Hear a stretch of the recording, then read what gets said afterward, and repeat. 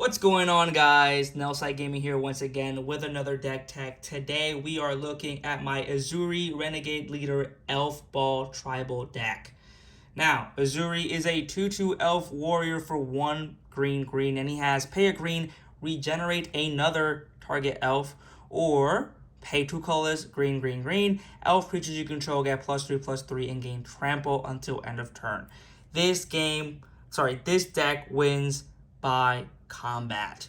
You want to feed mana into the second ability, make them huge with trample, and swing out with your ball of elves.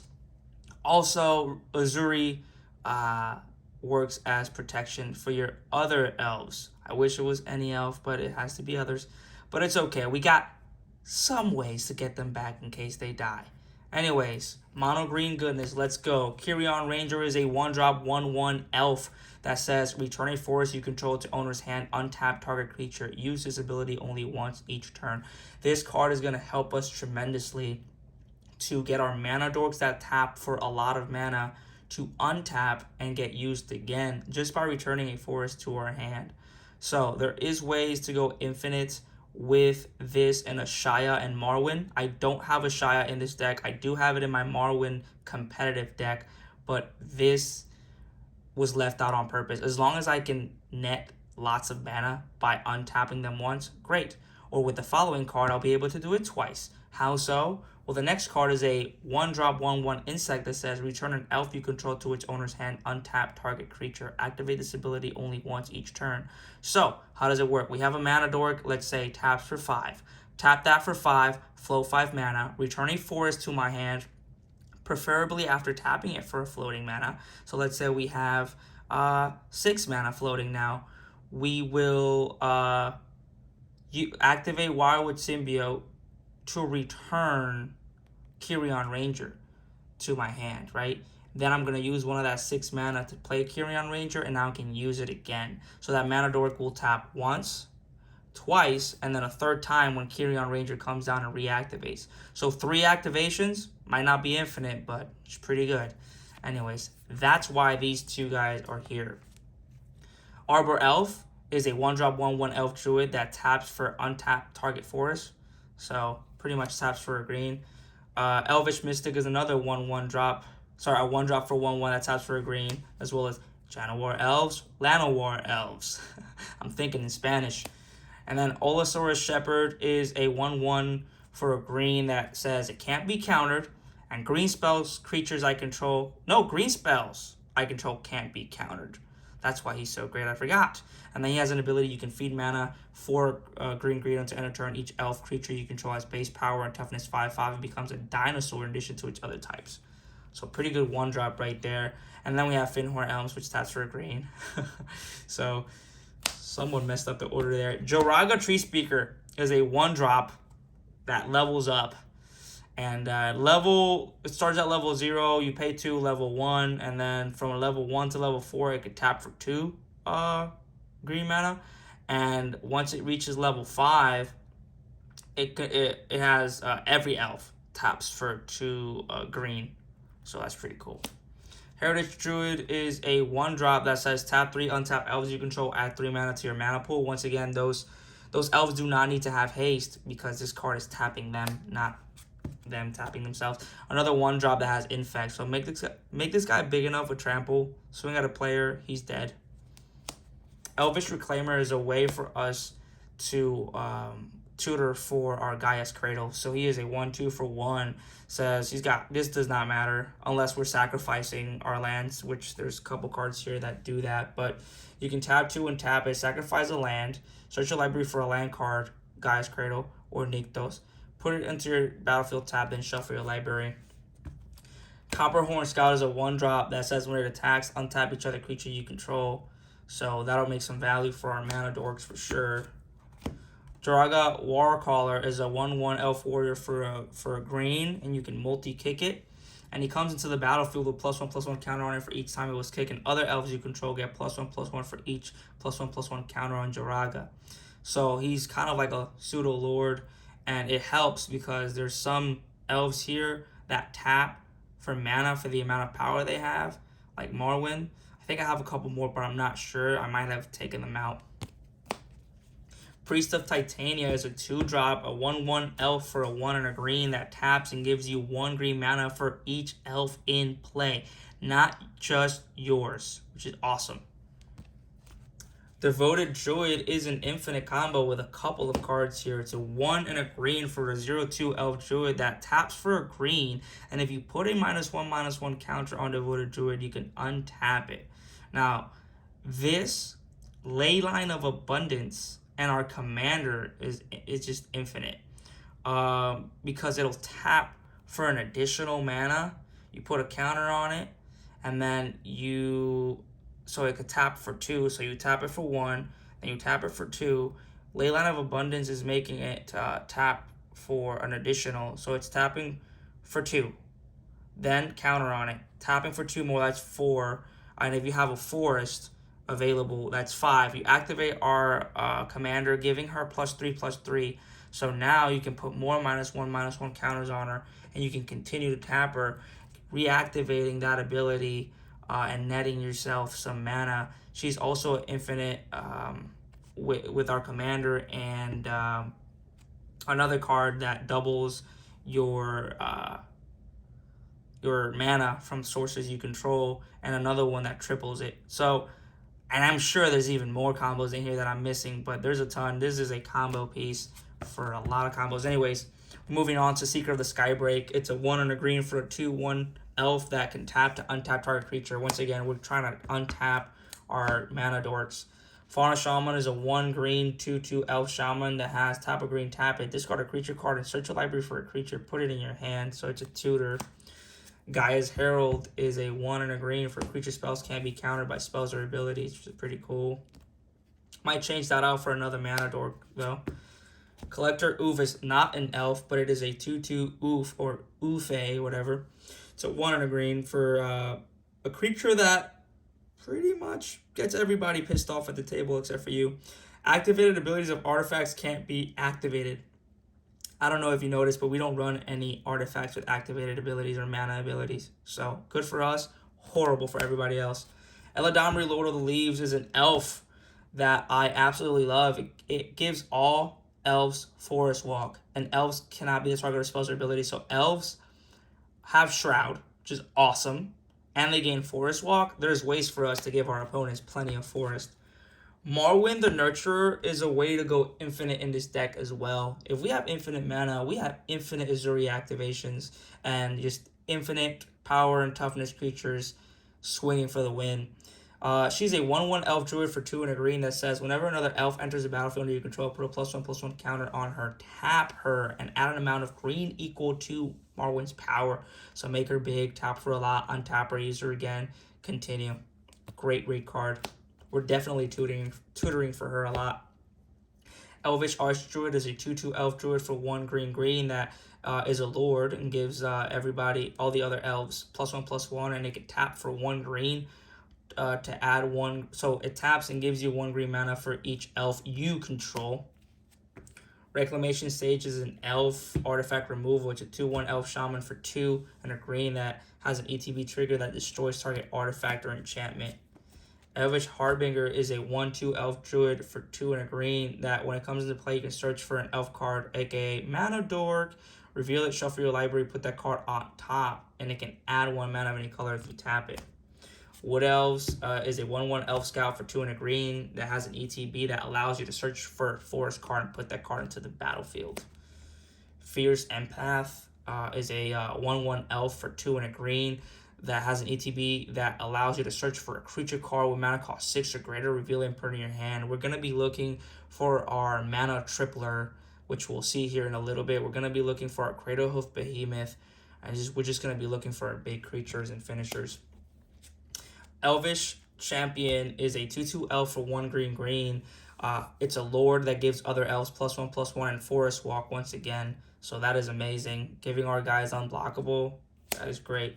Llanowar Tribe is a 3/3 elf druid for green that taps for 3 green. So another little mana dork in there. Circle of the Dreams Druid is a 2/1 elf druid for green that taps for 1 taps for a green for each creature you control. So kind of like a Gaia's Cradle on a creature, which is not too bad. Eternal Witness is not an elf, but it is a human shaman that lets you get an elf back or any card that you want from your graveyard to your hand. It's a 2/1 human shaman for 1 green. Probably the best graveyard retrieval because it can be abused. In this particular deck, we don't have ways to abuse it that much, but it is good to have. Oracle of Moldiah is a 2/2 elf shaman for 3 and a green that allows you to play an additional land on each of your turns and play with the top card of your library revealed. You may play that top of your card if it's a land card. We don't run a lot of lands in this deck, so that's always helpful, you know, for us to have a little bit of card advantage while looking at the top.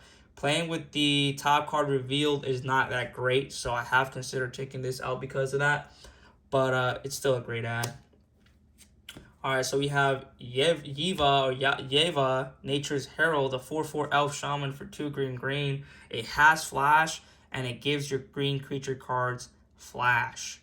There's a couple ways that you can use this as a payoff for one of the combos here with Argothian Elder. So, Argothian Elder is a 2/2 elf for 3 and a green. It taps and untaps 2 target lands. There's a combo here with a Mace of Ith. Maze of Ith. I mean, you can untap 2, so you can tap a Gaia's Cradle, untap a Gaia's Cradle whenever you want. But anyways, so how the combo with Maze of Ith works, especially with her. So she needs to be on the battlefield for you to be able to use that mana instant speed. So this is what's gonna happen. You're gonna attack with Argothian Elder, right? You gotta make sure he's not blocked or he's unblockable because he can't die, because we're gonna do something after damage. After damage has been declared at the end of combat, we're gonna use Maze of Ith to remove Argothian Elder from combat. Now, Maze of Ith will prevent damage, but damage has already been dealt, and you can't prevent something that has already been dealt. And yes, you can activate abilities at the end of combat. A lot of people have been saying, oh, no, you can't. Look up the rules. You can definitely activate things like there's a white enchantment it's a 1-drop white enchantment that allows you to do it. You can pull them back. So you can pull them back after combat has been dealt, and you can just ignore the second part of preventing damage. It doesn't matter. We don't care about dealing damage, but we'll remove him from combat. We'll tap him to untap a Forest or a Gaia's Cradle and that Maze of Ith, right? Because this creature is still considered an attacking creature, because we're still in the combat phase and it did attack, you're removing it from combat, but it's still considered an attacking creature. Maze of Ith can be reused, and you can redo it infinitely, and with that, you get infinite mana during the end of combat step. So, with Yeva, you can respond to one of the abilities by casting creatures, which is pretty good. If anybody has any questions, I think I'm going to have to find the ruling for that and put it in the description down below, because I know there's a lot of people that are going to have their head explode. Anyways, we're moving on. Wirewood Channeler is a 2/2 elf druid for 3 and a green that taps and adds X mana of any one color or X is the number of elves on the battlefield. Sylvan Messenger is a 2/2 elf, 3 and a green, has trample, and when it enters the battlefield, you reveal the top 4 cards of your library. Pull all elf cards reveal this way into your hand and the rest of the bottom of your library. Skyshroud Poacher is a 2/2 rebel elf, or elf rebel, for 2 green, and it's okay. They're just elves. 3 and a tap. Search your library for an elf card, put that card into play, then shuffle your library. So, pretty good tutor. Beast Whisperer is a 2/3 elf druid for 2 green, and whenever you cast a creature spell, draw a card. We have plenty of creatures. Seedborn Muse is awesome. It is not an elf, but it is a 2/4 spirit for 3 green that untaps all your permanents during each other player's untap step. So Yeva out, yeah, you're casting creatures all the time. Next boom, Ancient. You've got a 5/5 elemental for 4 green with trample. If you tap a permanent for mana, it produces 3 times as much of that mana instead. So yeah, plenty of ways to go infinite with this guy. Regal Force is a 5/5 elemental for 4 green, and when it enters the battlefield, draw a card for each green creature you control. Just a little bit of card draw. Cradle of Behemoth is a win con in this deck. If the commander wasn't a win con enough, it is a 5/5 beast for 5 green with haste. When he enters the battlefield, creatures you control gain trample and get +X until end of turn, where X is the number of creatures you control, so it's exponential. 10 creatures, they all get +10/+10, baby.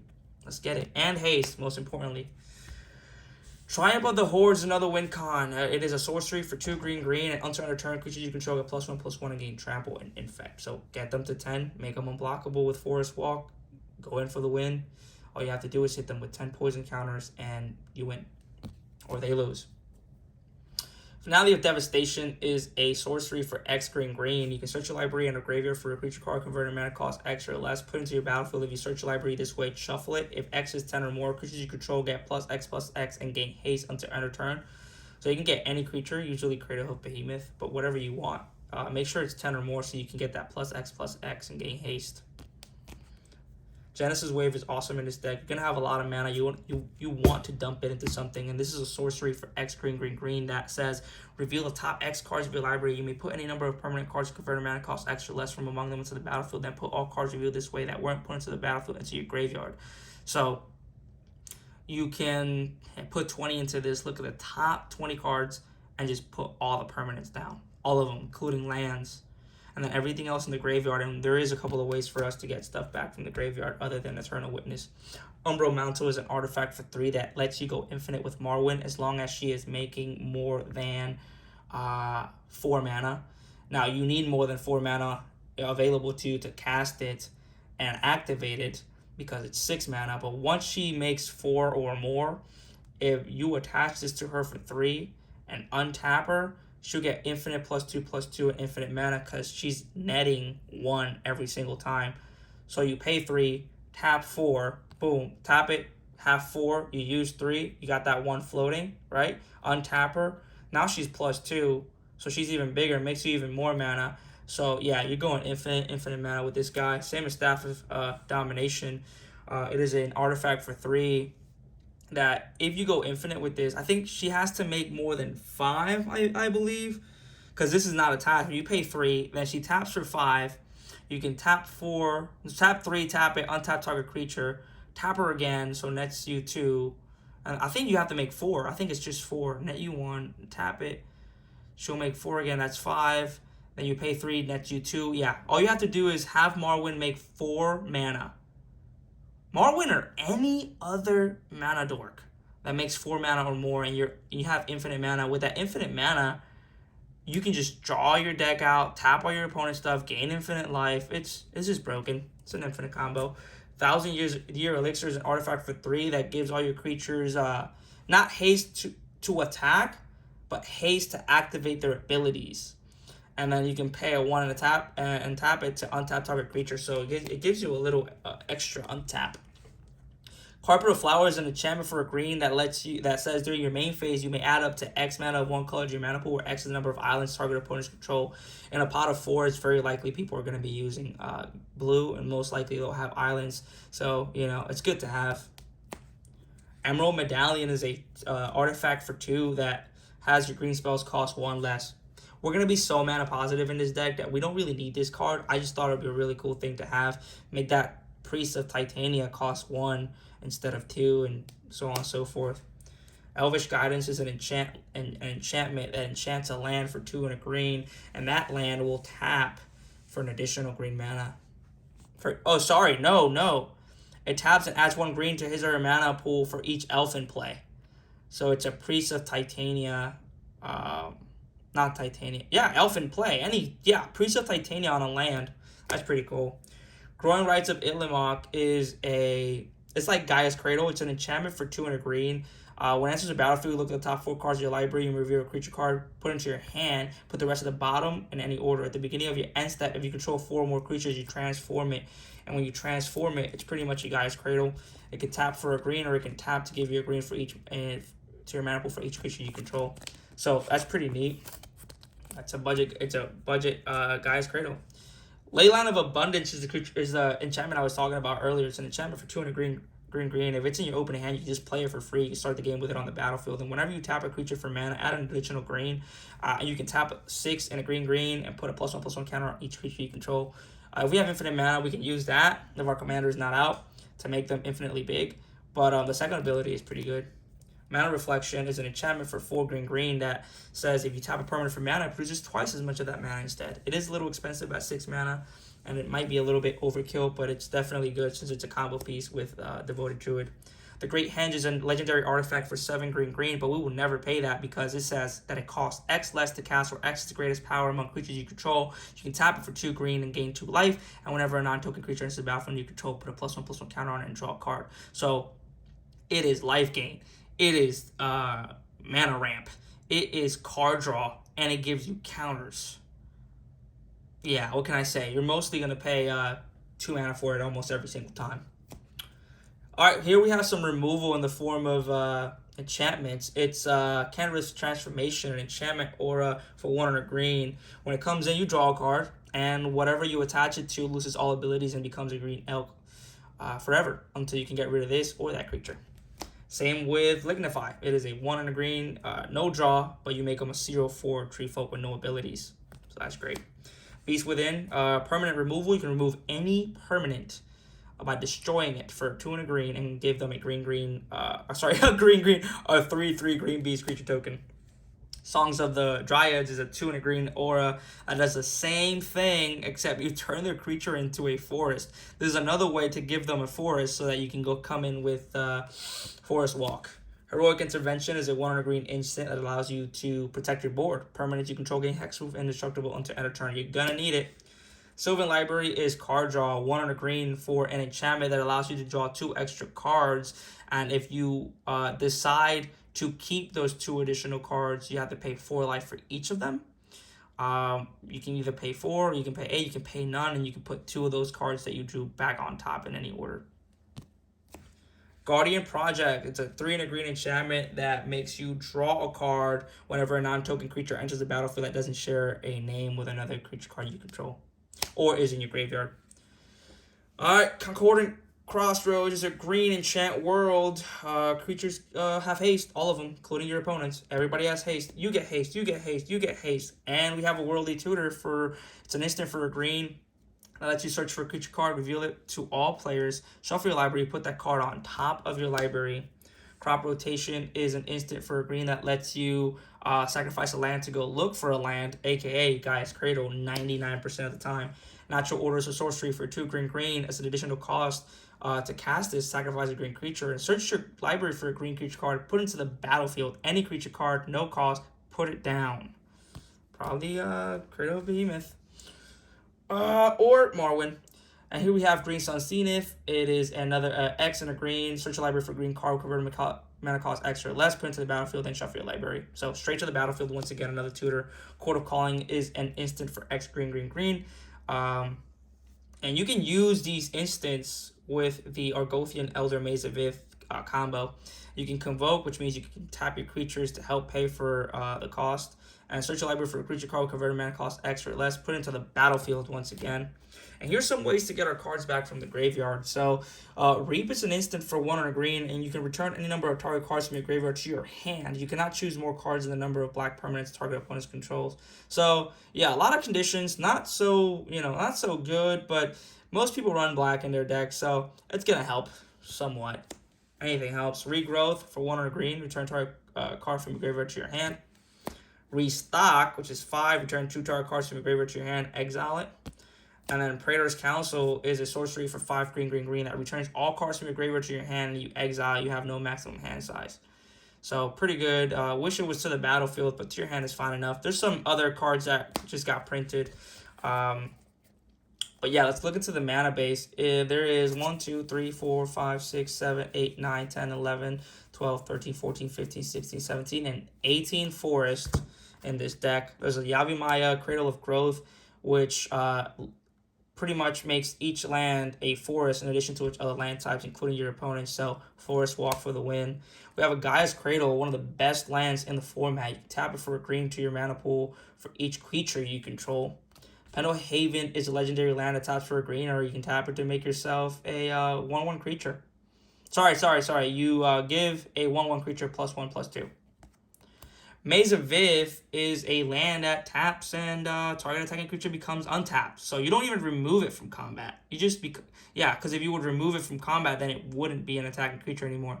It just says untap target attacking creature. And then if you activate it, like I said, at the end of combat, once damage has already been dealt, then you're golden. Cavern of Souls is a way for our elves not to get countered. Deserted Temple is a way for us to untap either our Nykthos or our Gaia's Cradle. Nykthos Shrine of Nyx, tap 2, tap it, choose a color, green, and you make you add mana of that color equal to your devotion to that color. Path of Ancestry, Wildwood Lodge, untap target elf. So once again, another untap ability. Rogue's Passage, make one of our elves huge, then pay 4, tap this, it becomes unblockable, go in for the win. Alright guys, that is my Ezuri Renegade Leader Elf Tribal deck. Thank you guys for watching so much. Make sure to subscribe for more deck tags. Until next time, Nelside Gaming out.